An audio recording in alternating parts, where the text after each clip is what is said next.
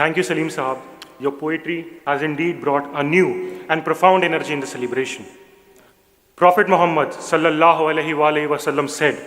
about Imam Ali alayhi salam that if you want to see the knowledge of Adam, the piety of Noah, the devotion of Abraham,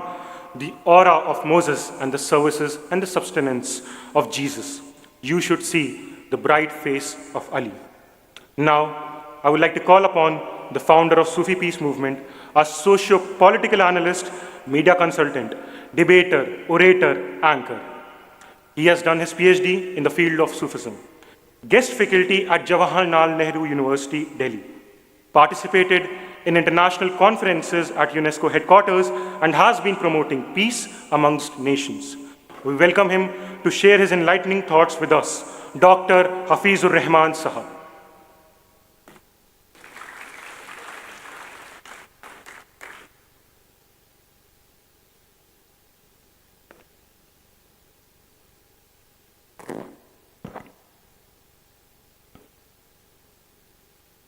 جناب صدر، معزز مہمانان گرامی، حاضرین علی day, السلام علیکم ورحمۃ اللہ وبرکاتہ۔ نحمدہ ونصلی ونسلم علی حبیبہ الکریم، اما بعد فاعوذ باللہ من الشیطان الرجیم، بسم اللہ الرحمن الرحیم۔ انا اعطیناک الکوثر فصل لربک وانحر ان شانئک ھو الابتر۔ صدق اللہ العظیم ونحن علی ذلک لمن الشاہدین والشاکرین والحمد للہ رب العالمین۔ تمام تعریف اس اللہ رب العزت کے لیے جس نے لفظ کن سے کائنات کو پیدا فرمایا۔ درود و سلام کی ڈالیاں پیش ہوں گنبد خضرا میں آرام فرمانے والے اس مکی کی بارگاہ میں جس کے روضہ انور سے آج بھی یہ آواز آ رہی ہے کہ نشان منزل مقصود ہے میری تربت،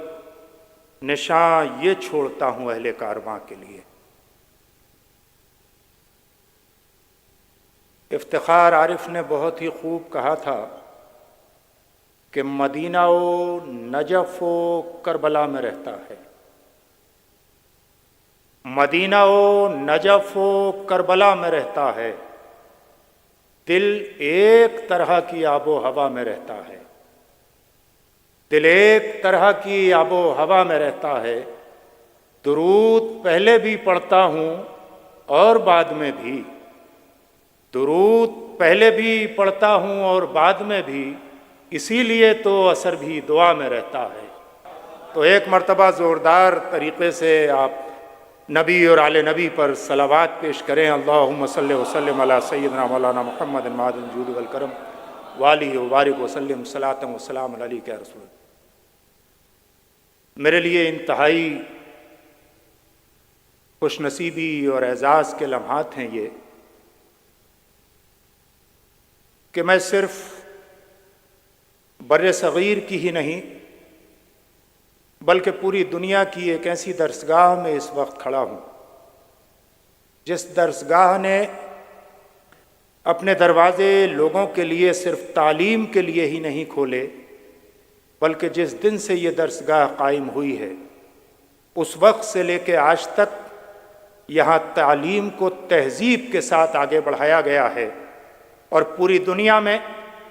علیق فیٹرنیٹی ایک واحد ایسی فیٹرنیٹی ہے کہ اس کی مثال شاید نہ آج آپ کو کیمبرج میں مل سکتی ہے نہ آکسفورڈ کے اندر مل سکتی ہے۔ اور اسلام تعلیم کے ساتھ ساتھ روز اول سے تہذیب کا خواہاں رہا ہے۔ ہم جس شخصیات کی بارگاہ میں بھی خراج عقیدت پیش کرتے ہیں اور عالم اسلام کی جس عظیم المرتبت شخصیت کو خراج عقیدت پیش کرنے کے لیے آج جمع ہوئے، اس کی زندگی صرف کسی ایک مسلک، کسی ایک کمیونٹی، کسی ایک مذہب، کسی ایک ریجن کے لیے لوگوں کے لیے نمونہ عمل نہیں ہے، بلکہ انسانیت کی قدروں کو ہموار کرنے والے وہ بے شمار لوگ جو دنیا میں اگر سنگھرش کے ذریعے گاندھی اور نیشنل منڈیلا بننا چاہتے ہیں ان کو بھی نمونہ علی کی زندگی میں نظر آتا ہے. اگر مارٹن لنکس بننا چاہتے ہیں تب بھی ان کو نمونہ نظر آتا ہے. اور جب یونائٹڈ نیشن کے سیکریٹری جنرل کوفی عنان بنتے ہیں تو وہ مولا علی کے اس قول کو آویزہ کراتے ہیں اور اس کو پرموٹ کرتے ہیں کہ جب مولا علی نے اپنے نظام خلافت کو سنبھالنے کے بعد زمام خلافت کو جس وقت اپنے گورنرز اپوائنٹ کیے تھے تو ان کو سختی کے ساتھ یہ تاکید کی تھی کہ تم گورنر ہو، تمہارے اوپر خلیفہ نگراں ہے اور خلیفہ کے اوپر اللہ نگراں ہے. اگر تم نے کسی کے ساتھ بھی discrimination irrespect of caste, creed and gender کیا تو یاد رکھیے کہ اس دنیا میں دو طرح کے لوگ ہیں، ایک تمہارے ایمانی بھائی ہیں اور ایک تمہارے انسانی بھائی ہیں جن کو تمہاری طرح پیدا کیا ہے اور تمہیں دونوں کے حقوق کی حفاظت کے لیے ذمہ دار بنایا جا رہا ہے. میں سمجھتا ہوں کہ دنیا انسانیت کے عدل و انصاف کی مثال پیش کرنے کے لیے علی کا نام ایسا ہے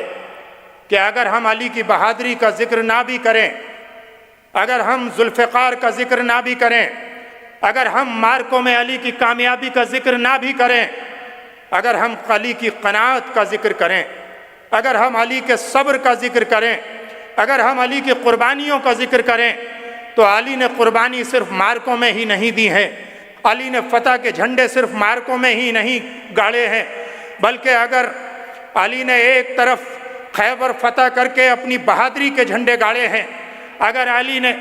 غزوہ تبوک کے سوا تمام مارکوں میں شرکت کی ہے اور غزوہ تبوک میں مدینے میں نبی کی نیابت کی ہے، اگر نبی ہجرت کی رات نبی کے ساتھ علی نہیں جا رہے ہیں تو علی امین بن کر شاید وہی وہ رات تھی جس دن نبی کریم صلی اللہ علیہ وسلم علی کے سپرد امانت بھی کر رہے تھے اور امامت بھی فرما رہے تھے. اسی طرح روئے زمین پر نبی کریم صلی اللہ علیہ وسلم کے بعد تمام انسانی مخلوق کے اندر، تمام جماعت صحابہ کے اندر،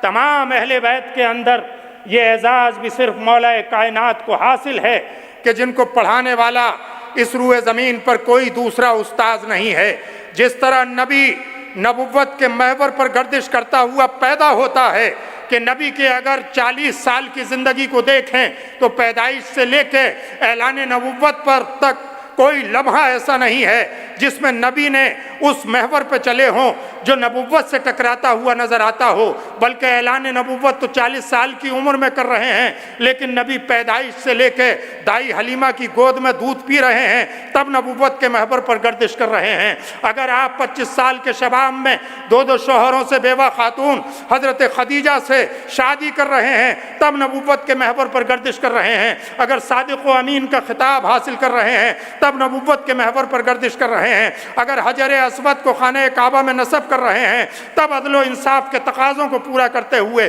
نبوت کے محور پر گردش کر رہے ہیں. اسی طریقے سے جو کسی شاعر نے کہا ہے کہ لوگ کہتے ہیں کہ امی تھا رسول عربی، بات کہنے کا نہ دنیا کو سلیقہ آیا، اس سے بہتر کوئی ہوتا تو پڑھاتا اس کو، پڑھ کے اللہ سے وہ شاہ مدینہ آیا. جس طرح اللہ سے پڑھنے کے بعد اس روئے زمین پر پیغمبر اسلام کی شخصیت جنم لیتی ہے، اسی طریقے سے خانہ کعبہ میں جنم لینے کے بعد، اپنی ماں کا دودھ پینے کے بعد سب سے پہلے اگر زبان نبوت کو چوسنے والا اس روئے زمین پر کوئی بچہ ہے تو اسے دنیا مولا علی کہتی ہے. اس روئے زمین پر اگر کوئی ایسا انسان ہے، ایسی شخصیت ہے جس کے لیے غدیر خم کے مقام پر یہ شیعہ حضرات کی تاریخ میں لکھا ہوا واقعہ ہی صرف نہیں ہے بلکہ تمام اہل سنت، تمام علماء جمہور، تمام مورخین، تمام محدثین اس بات پر متفق ہیں. ہو سکتا ہے کہ کسی پر چشمہ لگ گیا ہو نفرت کا تو آج وہ بدلنا چاہتا ہو یا اس سے بھاگنا چاہتا ہو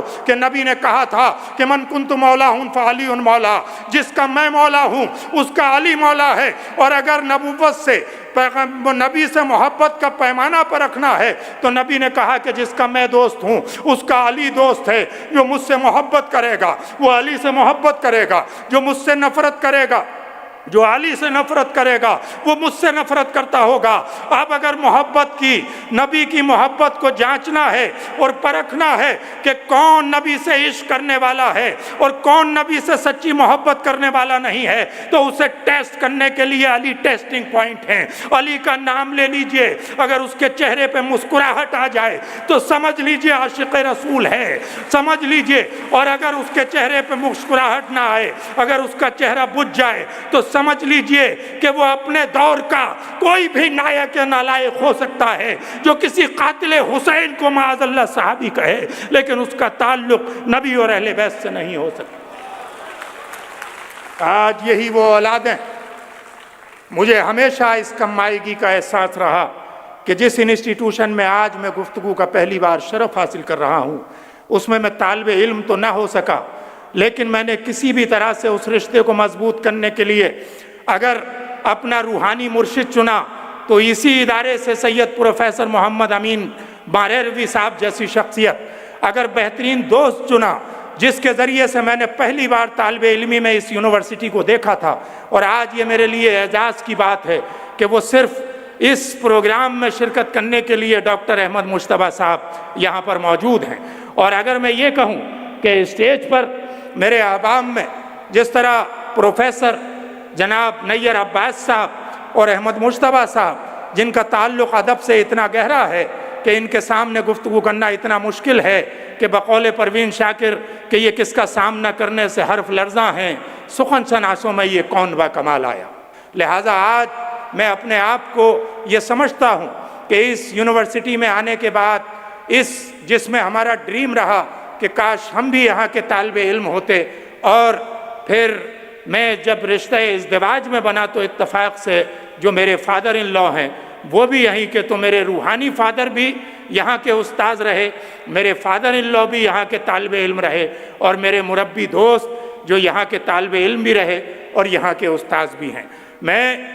مولا علی کے بارے میں اگر ان کے فضائل کو گنانے کے لیے بہت لمبا وقت درکار ہے، جو گفتگو چند منٹ میں نہیں ہو سکتی، لیکن آج دنیا میں جو بہت سارے فعال شعبے ہیں، ایسے شعبے ہیں جن کے بنا کسی بھی دیش کو امن و شانتی سے چلانے کا ایک منٹ کے لیے تصور نہیں کیا جا سکتا، چاہے وہ شعبہ پولیس کا ہو، محکمہ پولیس کا ہو، چاہے وہ جیل کا ہو۔ اور قرآن پاک کی تعلیمات اگر ہمارے سامنے پہنچی ہیں، ہم آجمیوں کے سامنے پہنچی ہیں، تو اس کا کریڈٹ بھی مولا کائنات کو جاتا ہے کہ سب سے پہلے قرآن پاک کی اپنے دور خلافت میں الفاظ کی تشخیص کرانا اور اس میں اعراب لگوانے کا کام بھی مولا علی کے ذریعے ہوا۔ اور صرف یہی نہیں ہوا، مولا علی نے اپنے ہاتھوں سے 3 کلام پاک کے نسخے لکھے، جس میں ایک کلام پاک کا نسخہ صنعاء کے اندر یمن کے میوزیم کے اندر موجود ہے، اور ایک نسخہ عراق کے اندر ایک میوزیم میں اور نجف اشرف کے اندر موجود ہے۔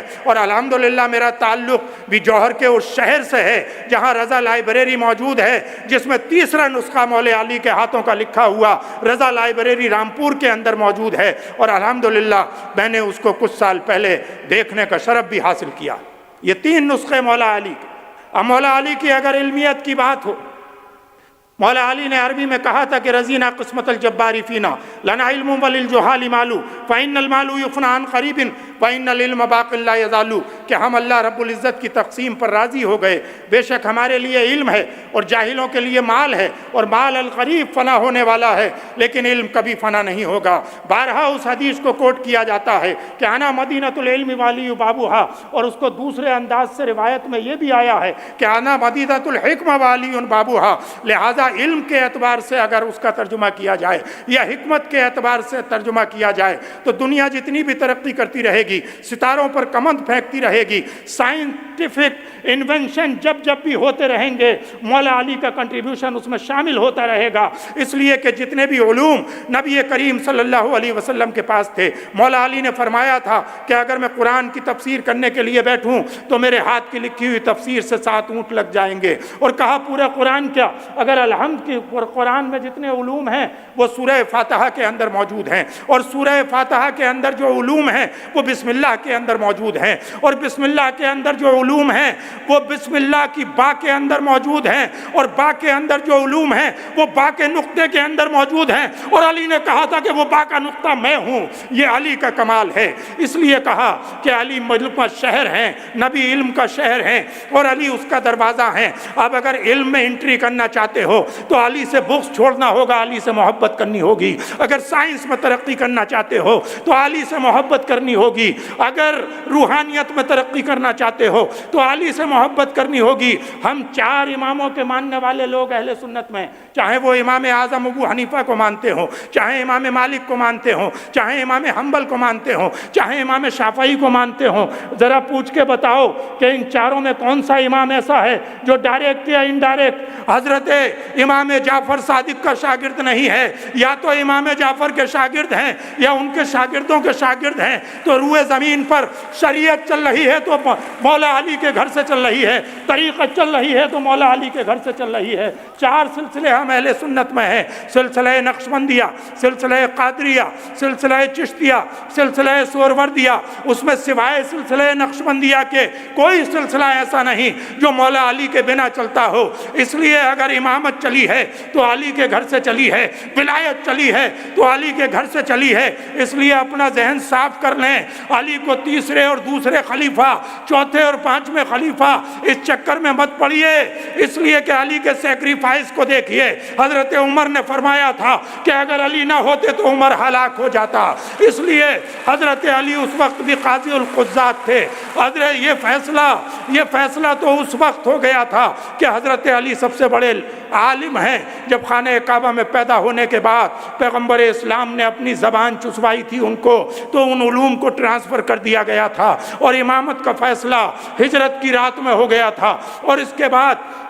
غزوہ تبوک جو اتنے اہم مارکے میں تمام صحابہ کرام جا رہے ہیں، حضرت علی کو امانت سونپی جا رہی ہے، حضرت علی کو قیادت سونپی جا رہی ہے، حضرت علی کو مدینہ سپرد کیا جا رہا ہے۔ اور دوسرا کون ایسا کردار ہے جو پیدا کعبے میں ہوتا ہے اور حالت سجدہ میں اس کی شہادت ہوتی ہے، اس پر زخم لگتا ہے؟ الحمدللہ میں نے ان کے دیار کو 2 بار دیکھا ہے، اس مسجد میں 2 رکعت نماز بھی پڑھنے کا موقع ملا ہے۔ کربلا معلی ہو یا نجف اشرف ہو یا دوسرے مقدس مقامات ہوں یا علی کا وہ گھر ہو جہاں پر آپ رہتے تھے، یا جس کنویں کا پانی پیتے تھے اس کا پانی آج بھی شیریں ہے، اسے پینے کا موقع ملا ہے۔ جس گھر میں رہتے تھے اس گھر کو دیکھنے کا موقع ملا ہے، اور آج علی پہ گفتگو کرنے کا موقع ملا ہے۔ مجھے امید ہے کہ